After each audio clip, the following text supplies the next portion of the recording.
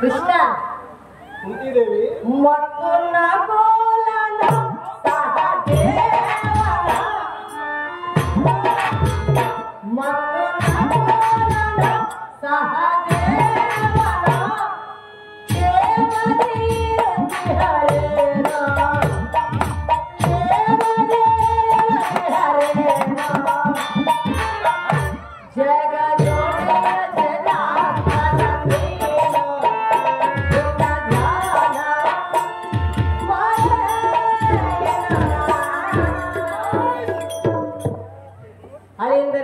ಅತ್ತಮ್ಮ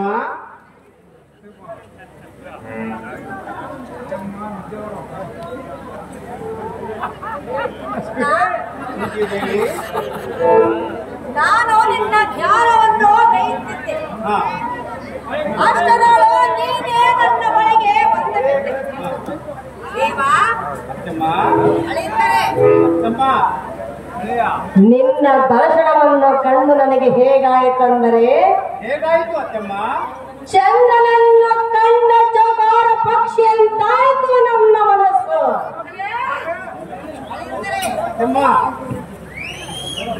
ನನ್ನ ಪ್ರೇಮದ 5 ಸುತರು ಧರ್ಮರಾಜ, ಭೀಮ, ಅರ್ಜುನ, ನಕಲ ಸಹದೇವರು ಕ್ಷೇಮದಿಂದಿರತ್ತೆ ಕಷ್ಟ?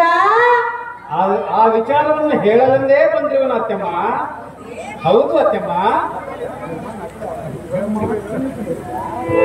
ಧರ್ಮಜ, ಭೀಮ, ಅರ್ಜುನ, ನಕುಲ, ಸಹದೇವರನ್ನು ಮಾತ್ರ ಕೇಳಿದ್ಯಾ?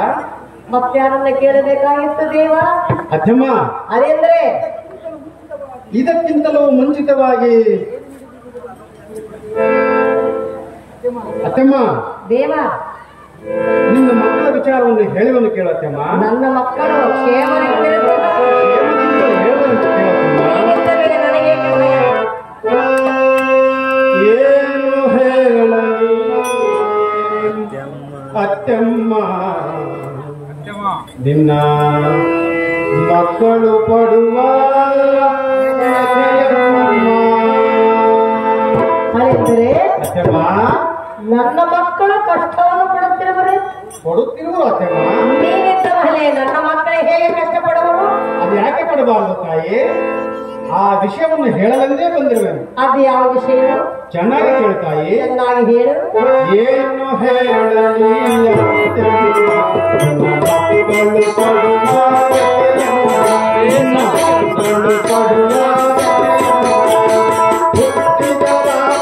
ಪಾಂಡವರೈವರು ಹುಟ್ಟಿದ ರಾಜ್ಯ, ಪಾಂಡವರೈವರು ಕಷ್ಟ ದೊಡ್ಡ ಕೈ. ಏನು ಹೇಳಲಿ ಅತ್ತೆಮ್ಮ, ಮಕ್ಕಳು ಪಡುವ ವ್ಯಥೆಯಮ್ಮ. ಅಯ್ಯೋ ಮಕ್ಕಳು ಪಡುವ ವ್ಯಥೆಯಮ್ಮ.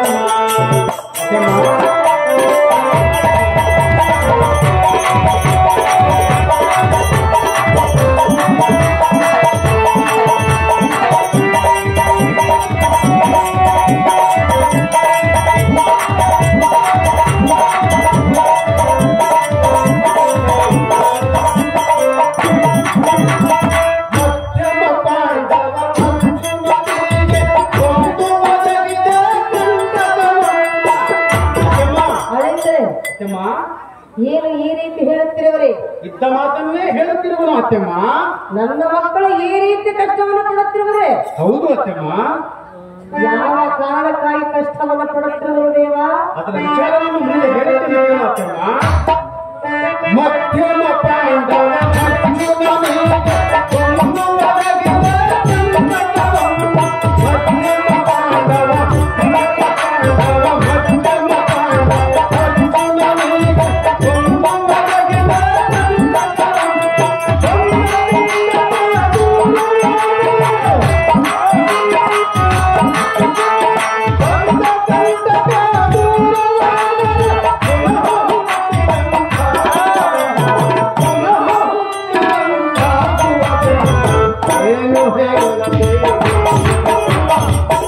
ಏನು ಹೇಳಲಿ ಅತ್ತೆಮ್ಮ, ನಿನ್ನ ಮಕ್ಕಳು ಕೊಡುವ ವ್ಯಥೆಯಮ್ಮ. ನಿನ್ನ ಮಕ್ಕಳು ಕೊಡುವ ವ್ಯಥೆಯಮ್ಮ. ನಿನ್ನ ಮಕ್ಕಳು ಕೊಡುವ ವ್ಯಥೆಯಮ್ಮ. ಅಮ್ಮ ಕುಂತಿದೇವಿ, ಅಲೆಂದ್ರೆ ನಿನ್ನ ಮಕ್ಕಳೆಲ್ಲರೂ ಎಳ್ಳು ಕಾಲಷ್ಟು ಸುಖವಿಲ್ಲವಮ್ಮ.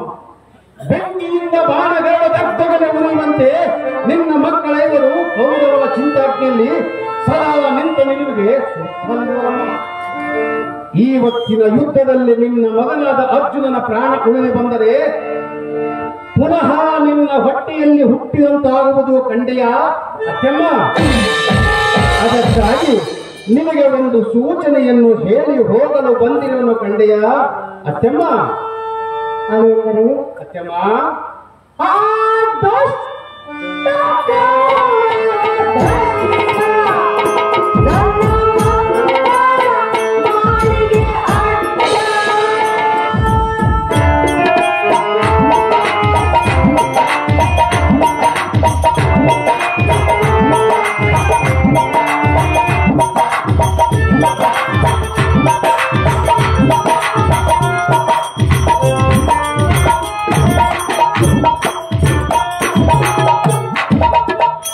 ಆ